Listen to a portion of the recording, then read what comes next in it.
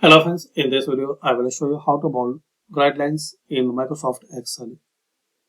So you can apply this setting entire worksheet or any specific data. So select that one like this. You want to build guidelines for these specific cells.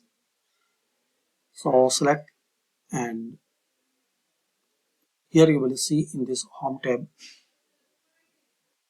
border, this one borders, and here select more borders.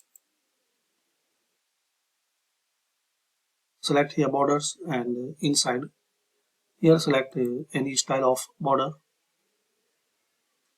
So guys, you can select your desired color. So here you will see this preview.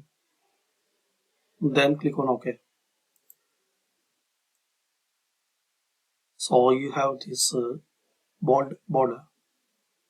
You can apply this setting to entire worksheet. So select here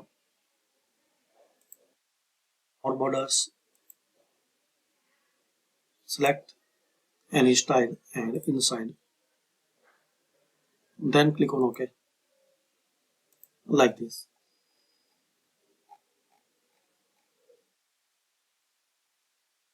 So this is the way you can bold guidelines in Excel. Thanks for watching. Share, like and subscribe this channel.